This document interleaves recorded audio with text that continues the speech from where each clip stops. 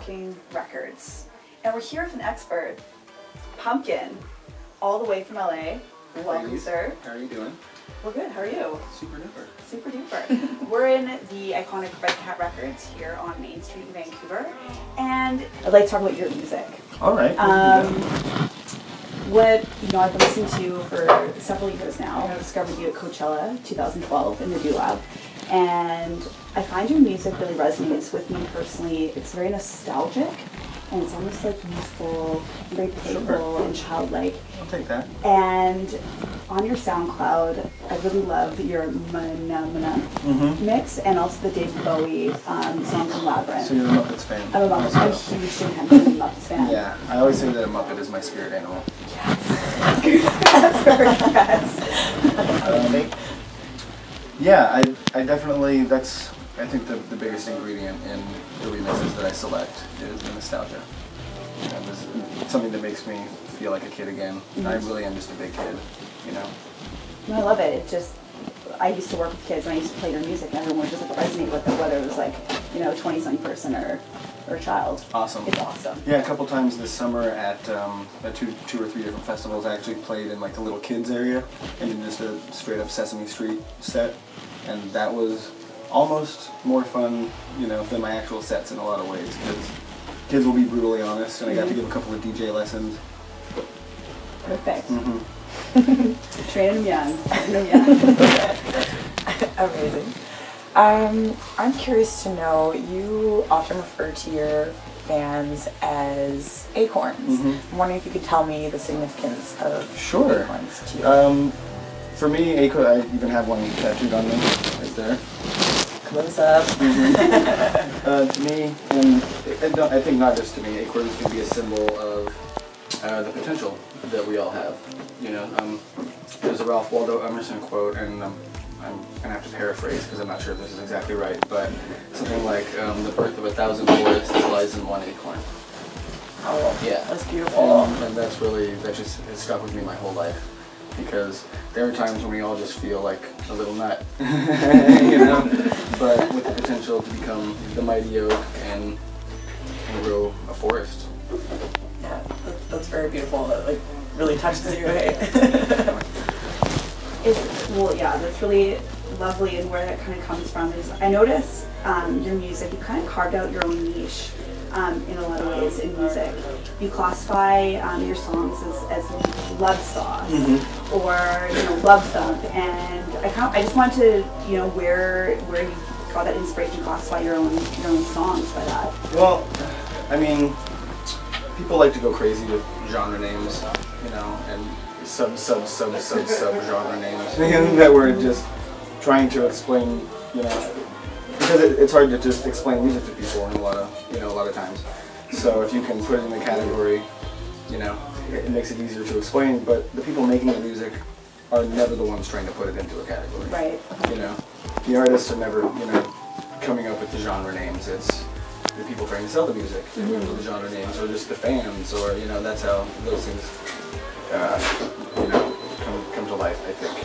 So I just kind of wanted to be silly with it and have a genre name or classification of the music that is more about the feeling that you get and less about the tempo or the sounds or what other artists that sound is similar to, and just something that is silly. I would say. Plus, SoundCloud makes you put the genre. Right, you have to do it. I would say that your music definitely is love sauce. Awesome. Yeah. If I had a meal, I'd pour it all over it. Yeah. See? I like it. Sauce it up. So you have played Shambhala, you've played Burning Man, both of which a lot of people call home. And tonight you're going to play a show at the Electric Owl that is presented by the living room stage of Shambhala, entitled Home, the 7th edition.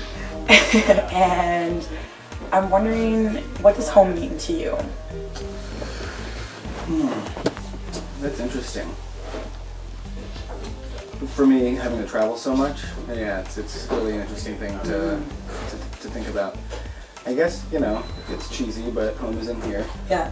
And home can be, you know, when you're with the ones you love, or enjoying a perfect moment of solitude.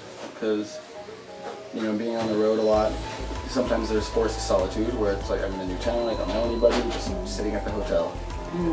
But sometimes it's really nice to be away from everything, to just, you know, be at home in here. And that could be anywhere.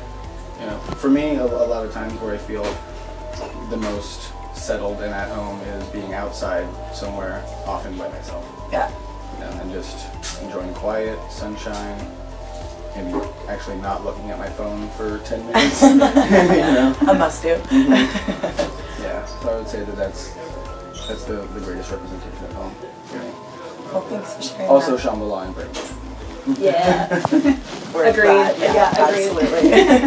I am curious to know, as somebody who travels to so many festivals, what is your favorite festival and why? Loaded question. I know. That's a hard one. So, the why, and if I had to think about why, I would have to pick, you know, so many different festivals for so many different reasons. Of course. You know, sometimes smaller intimate festivals can really be magical because it's more like a tight-knit family. Sometimes the big crazy festivals with, you know, insane production value. And, but the short answer that I always give people when they ask me is Shambhala. Wow. Yeah.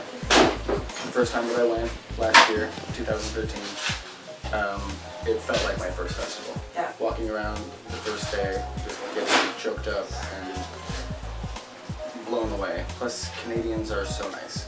that made quite a difference too.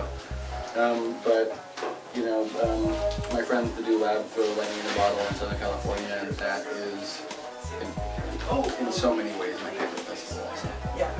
You know, and like I said, I could list off 15 festivals that are favorites for different reasons, but the short answer is always Shambhala. Yeah. I always tell people that are, you know, hardcore burners that go to Burning Man every single year that like should take the year off if you have to and go north, go to Canada and go to Shambhala. Yeah. Because it changed me for sure. Very cool. I think we have to agree with you Yeah, on that we're one. like exact same wavelength. Yeah, and same year too. Yeah, 2013. Was our Yeah. first year. Yeah, really? Yeah. Oh wow, awesome. I didn't know that. And we got to meet this guy. Yeah. It's official. Well, thank you so much for joining us My this pleasure. evening, and we can't wait to see your show tonight. I'm excited too. And we would like to close this interview with a hand hug, which I somehow feel like you're probably familiar with. I am, so I'm gonna have to put the microphone down. Yes. Phones down. Phones down. Now, we didn't quite master the three-way hand hug. We got it. Oh, that's It's a little off. It's a little off, Yeah. but it's okay. Yeah. We got it. So you haven't checked them out already? Pumpkin Sounds on, sorry, what is your you SoundCloud? can go to pumpkinsounds.com and Okay. it will send you. Perfect. Pumpkinsounds.com. Hi. Check them out. Betty and Kora love you. Thank you so much. Thank you. My pleasure. Yeah, that was Yay. And thank you, Red Cat Records, for Yeah, having us. thank you. yeah, thanks again. But there's one thing I'd like to ask of you.